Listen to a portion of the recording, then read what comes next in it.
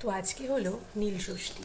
তো শিবের মাথায় জল ঢালতে হবে, বাড়িতে যেহেতু শিব আছে, আর তাছাড়াও এবার আমি পালন করব।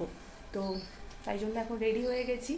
এই যে একটা শাড়িও পরে নিয়েছি, সারা বছর তো শাড়ি পরা হয় না, তো আজকে ভালো একটা শাড়ি পরেই ঠাকুরকে জল ঢালি। তো তাই শাড়ি পরে নিয়েছি। তো চলো যাওয়া যাক ঠাকুর ঘরে। কী কী নিয়ম সবটা তোমাদের সাথে শেয়ার করব। আমিও যেহেতু এবার প্রথম, আমিও শাশুড়িমার কাছ থেকে শুনে নিলাম কী কী করতে হয়। তো চলো তোমাদের সবটা দেখাচ্ছি। ফুলের এখন মালা গাচ্ছি।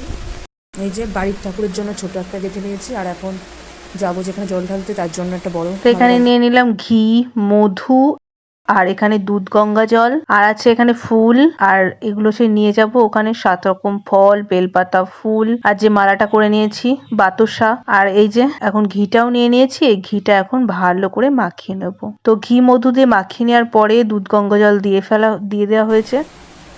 স্নান করানো হয়ে যাওয়ার পরে চন্দন দেবে, তারপরে 3টে বেলপাতা চন্দন লাগিয়ে ফুল দেবে। আকন্দ ফুলের মালাটা আমি এইভাবে জড়িয়ে দিয়ে দিয়েছি, আর 3 রকম ফল দিয়ে দিয়েছি। তারপরে নিত্যদিন যেরকম পুজো করো আরতি করে নিলাম, তারপরে ফলের বাটার সামনে সবকিছু যেমন ভাবে পুজো দিয়ে সেরকম নর্মাল ভাবেই সব পুজো দিয়ে আমার কমপ্লিট হয়ে গেল। এবার এখন পুজো দেওয়া হয়ে গেছে, এখন যাব ওই চড়কতলায়। তো আমার বর আমাকে এখন চড়কতলায় দিয়ে গেল। তো ভালোই বেলা হয়ে গেছে, 11:30টার ওপরে বাজে। আমার একটু দেরি হয়ে গেল ঘরের পুজো দিতে। তো এসে দেখি কতটা লাইন, দেখো আমি 50-60 জনের পিছনে। তো আমি লাইনে দাঁড়িয়ে একটু ভিডিও করে নিচ্ছি। আমার পিছনেও কিন্তু অনেক লোক। আর দাঁড়াও দেখাচ্ছি তোমাদেরকে।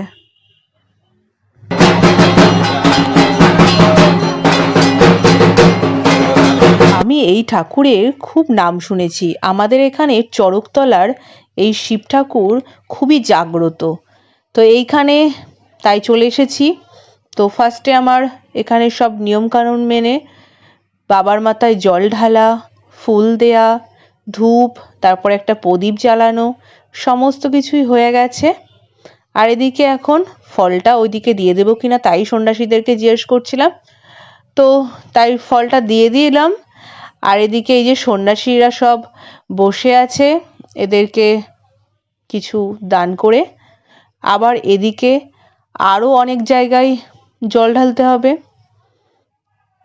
এর আগে আমি একবার মায়ের সঙ্গে গিয়েছিলাম, এইবার নিয়ে আমার দ্বিতীয় টাইম, কিন্তু তখন জল ঢালিনি, মায়ের সঙ্গে জাস্ট গিয়েছিলাম। আর এখন এই প্রথমবার আমি জল ঢাললাম। খুব ভালো লাগছে, যেন মনটাই যেন আলাদা শান্তি হয়ে গেল।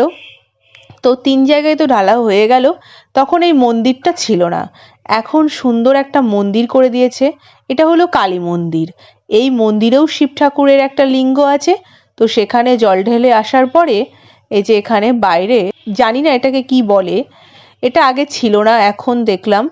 তো এখানেও শিবের মাথায়, না এটাকে কি বলে জানি না, বলতে পারবো না, সেখানেও জল ঢেলে দিলাম।